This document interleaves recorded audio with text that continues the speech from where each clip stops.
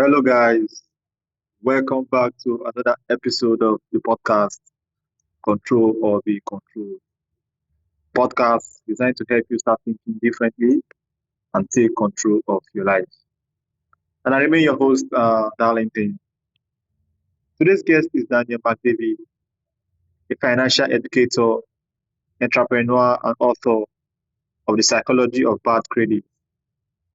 Daniel helps people understand the deeper behavioral and emotional patterns behind financial struggle, how to break cycles that keep them stuck. Daniel, welcome to the show. Thank you for having me. Thank you very much, Daniel. I would like you to introduce yourself to my audience. Yes, my name is Daniel McDavid. Um, I'm the author of The Psychology of Bad Credit. Um, before creating my book, I was actually focused on the company that I run, which is called Move Mountains Credit Repair. We help people get their credit repaired. And in the midst of me helping people get their credit repaired, I recognized that the reason that their credit was bad was deeper than just a score and finances. So, in a nutshell, that's who I am. All right. So I have some questions here for you, and I would like us to get into them. Yeah. All right, Daniel. What led you to focus on psychology behind bad credit rather than just the mechanic of credit repair? Well, um, what made me focus on the psychology of bad credit is how I started kind of putting uh, the pieces together and recognizing the root of the issue. And it really all started when I was a kid. I used to watch my father, and at the time I didn't know anything about credit, but he had a bankruptcy, and after he had his bankruptcy, this was before I was born. When I got to know him, he had already did the bankruptcy and was already separated from my mom. And in a nutshell, I recognized how he was affected psychologically. Whereas because he was denied by the bankruptcy, all the bankruptcy did when he would go to apply, because he would get denied, all it did was confirm a belief that he had in his heart about himself. And what he believed was that God was holding him back, that God was trying to stop him. And ultimately, that was his perspective.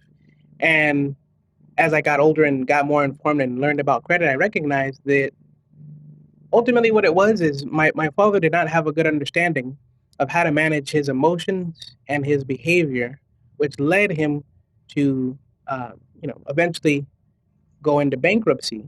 And as I recognized that, I started seeing that pattern show up with the clients that I had, where they would almost seem as if they didn't understand why their credit was bad.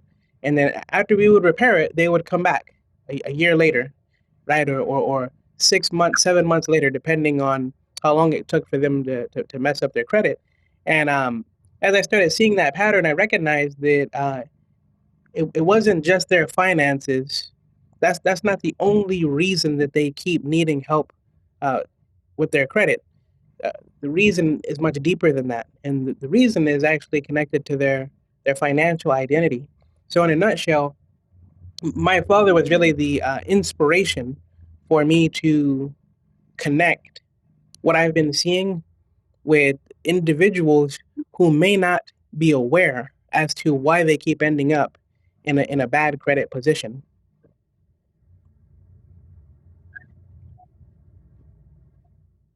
All right. So, what techniques from? Okay. All right. So, my next question for you is, why do so many people stay financially stuck even when they know what to do? You said, why are they struggling when they know what to do? Yeah, sure. So they're struggling even though they know what to do because their financial identity is keeping them where they're at. And when I say their financial identity, I mean like the statement, well, the story people tell about themselves, right? That's a person's identity when they think about their finances. Some people say, man, I'm bad with money. I'm impulsive. Or they say, man, whenever there's issues when it comes to money, I always avoid, right?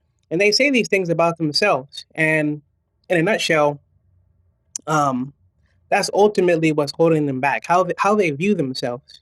And the only way that they can get free from ending up in a bad position with their credit is if they change how they perceive themselves, if they change their identity. But the only way that they can do that is through making different decisions during those times when they want to be impulsive, when they want to avoid, when they want to have a minimum payment mentality, right? Where people they just want to pay the minimum payment, right? In those times, they have to do a different decision, and it's not just one time, but has to be a different decision during those times consistently. And as they consistently make better decisions on the times when they would have made bad decisions, eventually that'll create a habit. Eventually, that habit as they continue doing it, multiple times over multiple different situations and scenarios, what's going to happen is eventually there's going to be enough data, enough information that they have gathered from doing this new habit to override the story they were telling themselves about them being bad with money, right? So as they've been doing decisions habitually, consistently, um, what happens is their their identity begins to change. But it's not an overnight process. It's a process that takes a very long time, and it can depend on the person and how long they've been believing and behaving in a manner where they've put themselves in a bad spot financially. But what it really comes down to answer your question a little bit more, is the finances. That's just an outward showing of what's happening inwardly, right? So bad credit is psychological and behavioral long before it's financial. And what that means is, outside of the finances, how does a person respond to pressure, right? When a person is under pressure, in their life, as they've grown up, before money became something that they had to worry about, how did they handle deadlines? How did they handle, you know, feeling uncomfortable? These are the things that will determine how a person is when they get money, when they have bills, when they have credit card debt, right? When they have these actual pressures of life, what's going to come out is the habits that they've had since they were a little kid, how they've handled different pressures in their past. So, yes, I hope that answers your question. Yeah, sure. That answers my question, Daniel. So, what are some of the most common emotional patterns you see behind debt and credit issues? So the patterns that I see, there's actually six that are in my book. I go into this uh, very deeply. So the six patterns that I see, the first one is avoidance. As usually how people start off. Maybe it can be not opening the mail, not checking their account, not answering the phone when the creditor is reaching out to get a hold of them. But the issue with that behavior is that it only accelerates the problem. What it does temporarily is it makes the person feel good. They don't have to think about it at that moment. That's the first behavior. The second behavior in that six behavioral process is impulsiveness. Right? There's some individuals who will be in the credit repair program where they start seeing changes on their credit. Their credit starts going up, and then they start getting offers from Credit Karma. They start getting offers to their house, and then they start thinking like, man, this is exactly what I've been looking for, exactly what I've been waiting for. And what happens is they go right on ahead and they'll try to apply for that credit card when they know that they're not done in the process. They just have seen a little bit of results. But what's going on is they've been used to making decisions based off of emotion, based off of impulsiveness. So that's the pattern that's operating through them, whether they see it or not. So that's the second behavioral pattern, impulsiveness. When the person is making decisions at the speed of desire rather than the speed of strategy. And then the third behavioral pattern is minimum payment mentality, like I mentioned a little bit earlier, where, this one is really dangerous because it can feel like the person is being responsible, right? They just make the minimum payments, but what they're not understanding is that there's interest, right? And when you're paying the minimum amount, the interest is causing the amount that you owe to grow past what you were initially going to pay. So what that ultimately does is it has the person thinking that they're being responsible when in reality they're only pushing themselves further into debt, into what they're trying to avoid. So that's a mentality, like I said, that is dangerous.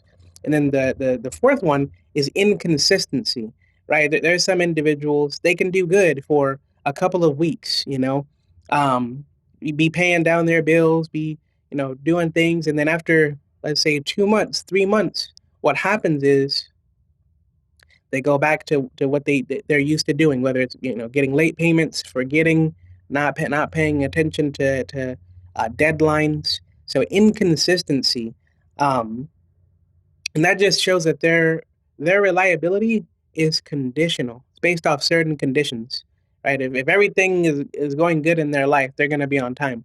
But if an emergency happens, if something bad happens, they're not going to make that payment. So they're unreliable. That's ultimately what they're telling the lenders. They want to give them access to different resources. And then the fifth behavioral pattern is reactive financial management, right? And these are individuals that only engage with their finances when something is on fire, when something is bad, when they get a letter in the mail saying like, "Hey, you owe $200," or when the bank gives them a call saying like, "Hey, where's the payment for the auto loan?" Right? When that happens, then they want to address it. Then they want to get their finances and they want to try to pay it. But at that point, that's just procrastination. Ultimately, that's what it is, right? So when people are doing that, it's really difficult to remain on top of your stuff, to have good credit, because ultimately what credit is it's just recording all the decisions that a person is making. It's just recording the person's behaviors, right? So that's why it's really important for the person to change if they want a lasting change on their credit, because it's just the credit is just reflecting what they're doing. That's all it is. And then the last behavioral pattern that I will share, because this is the sixth one, is disconnected spending. Right? There's some individuals when they have resources or credit cards, whatever the case may be, money, they'll just be spending without thinking. They're not even thinking about it. They're out and about, and they're like, man, I'm just happy to be here. I'm happy to be having a good time, and then they're just spending, spending, spending, and then when they recognize they've maxed out their limit, because usually the closing date of the lenders will be like the following month. So let's say maybe on day one you were doing a whole bunch of spending, but that's not going to reflect necessarily until the end of the month for some credit cards. So for some individuals, that's something that they struggle with, that behavior of just spending without really calculating and thinking about what's actually happening to their finances. And in a nutshell, these are the six behavioral patterns, and they're not character flaws. They're just habits that are picked up over time of continually participating in them. All right, thank you very much. And so, in your book, Psychology of Vast Credit, what is the core message you want readers to take away? You said, what is the common theme? What is the core message you want readers to take away? Oh, the core message. So the core message is that people are struggling not because of external reasons. It's not because you had an emergency with your family. It's not because your job let you go, right? These people think like, oh, these are the reasons why. But no, it's not that alone. I'm sure like that played a part. But what it really is, when you get down to it, is the psychological and the behavioral patterns. And that's what I want a person to understand, because what that means is that instead of them blaming the government, instead of them blaming the Lord for the position that they're in, what they can do instead is face the root of the problem.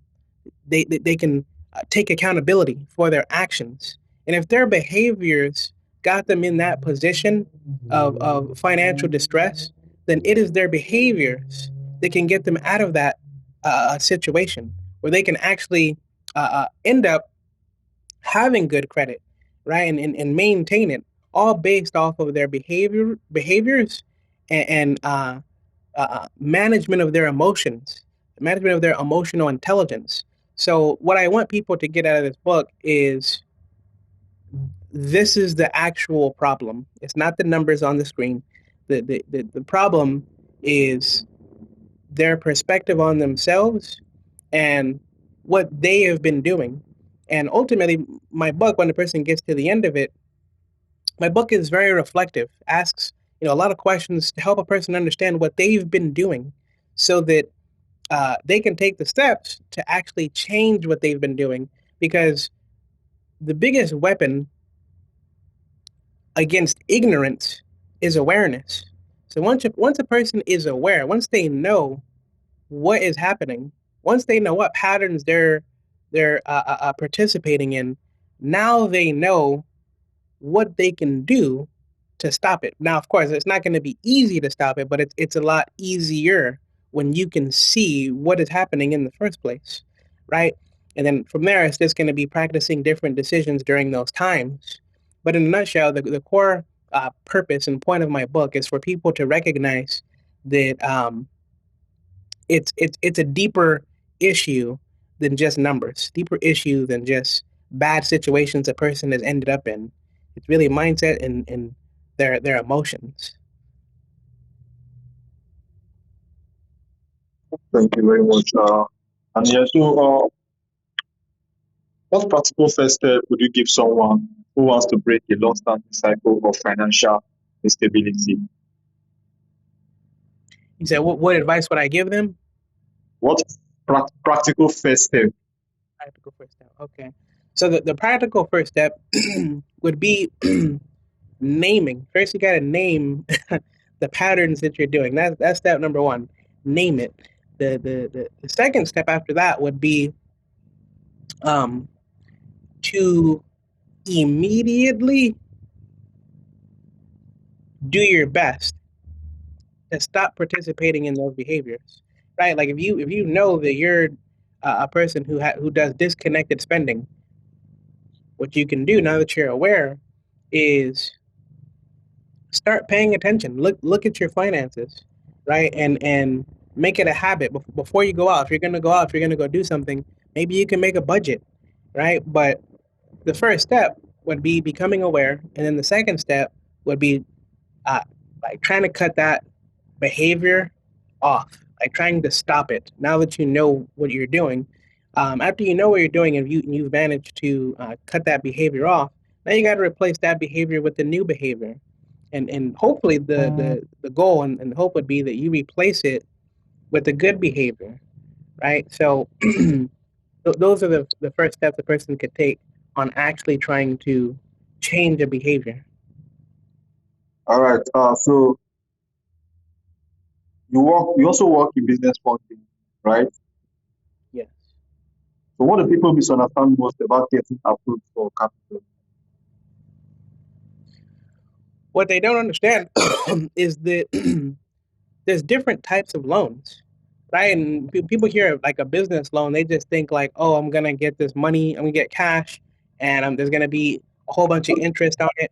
That's not the case. Like I said, there's different loans. So, uh, the loan that a person can use that I recommend and that I use myself was they can get 0% interest for 12 months. Let's say if they wanted to get 50K, 60K, 100K, they can obtain that, but it has to be through their credit profile, meaning the standards to qualify. So I would say that's a big misconception that people don't know that there's different options when it comes to funding. But if a person can get 0% interest for 12 months, sometimes they have 18 months, like, and you can get 50K, 60K, 100K. If you have a plan, you can really build something, you can create something instead of just going to work and trying to save up the funds to get there because that takes too much time. You can save yourself so much time by utilizing your credit. So I think a misconception about funding is that people don't know the different types of funding options that are out there. And a lot of times they're not aware that credit is the key to opening that door. Um, to answer your question. All right. What does true financial transformation look like beyond numbers on a report? So true financial transformation is it's actually in my book. I have this story about a gentleman who in the credit repair process working with our company, um, he had shared a statement. Now I believe he got to this point because he had tried so many different credit repair companies before the company he came to, which was our company, and throughout that time it was him just changing, him just transforming throughout the entire process. Because one thing that he said after he got his credit repaired, he was so excited. He had gotten into the 800s, but he was so excited. And what he said is, "Man, this is my baby, and I'm not going to treat it the same way that I treated it before in the past." The other thing that he shared was that he he was uh he was gonna have to start being around different people now because his credit is good, and he didn't want to be influenced by individuals who did not have that same level of care, that same level of understanding uh, about credit. And when this individual had shared that, I recognized that he had understood what this was all about, because a person's credit score, I would say, is actually more important than cash.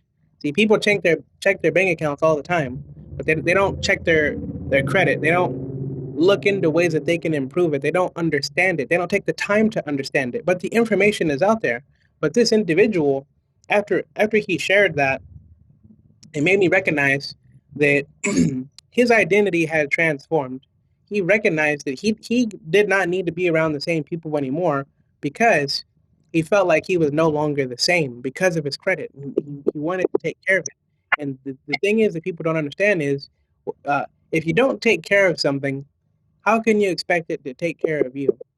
Right? So the fact that he was sharing that he really wanted to take care of his credit, that he really wanted to pay attention to it and be on top of it, that really showed me that he understood. And since then, I believe that was about a year ago, he hasn't reached back out for credit repair, and I believe it's because he understands the the the the, the concept of what I've been trying to get to people, that it's really an identity issue that people are not recognizing, but he recognized and knew that this this change in his credit was a new opportunity, right? To have future opportunities. So in a nutshell, a person who's transformed their outlook and their perspective about their credit is going to actually lead them to make different decisions. Thank you very much for that wonderful answer. So, Daniel, here is my final question for you. What is that one question you wish people would ask you that they never ask you? Hmm. The one question that people don't ask me that I wish that they would ask me uh, would would fall into this answer right here. um, if I want to improve my life, if I want to uh, reach my financial goals, how can I do that? Right. So I would say that question right there. I haven't had a person wholeheartedly ask me that question, except for one person, and this person was 18 years old, and she asked me this question. I wish more people would ask me this question so that I can point them in the right direction. She was asking me like, man, now that I've just graduated from high school, what should I do from here? Like, what's the next steps for me? Should I go to college? Should I do this? Should I do that? And I was explaining to her that I highly recommended that she would put herself in an environment where she could learn multiple skills, right? And a good example of that is like multi-level marketing, right? When people have uplines and they have people that they can rely on, and that could look like insurance, that could look like many different products like Legal Shield, prepaid legal services. Um, this is all good because the people's mindsets are not to work a 9 to 5 job. The people's mindsets are to actually get ahead, obtain a whole bunch of skills so that they can see how they can help other people. So this is what I recommended to her, and she actually did follow through and got connected to one of my good friends who was able to get her trained up. But I would say if people would ask me that question more often, wholeheartedly wanting to hear the answer and actually follow through, then that would make me really happy to see people's lives change. All right, Daniel, thank you for sharing your perspective on the deeper psychology behind money and credit. Your work highlights that financial change starts internally long before it shows up on paper. So before you go, where can my audience connect with you and learn more about your work? Yes. So I'm on Instagram at Daniel McDavid one. You can follow me there. If you want to get in contact with my team because maybe you want to maybe work on your credit and get some help with that, a good number for reach out to us is 949 uh, 208 7175. I'll say it again. It's a 949 208 7175. And then we're online, of course. You can look us up, Move Mountains Credit Repair. And we have our website up there. And these are all the ways that people can reach us. All right, thank you very much for being my guest on this special episode. And to all my listeners, according to Daniel, the financial story is not fixed. It is something you can rewrite. So thank you so much once again. I appreciate you for coming. No problem. Thank you for having me.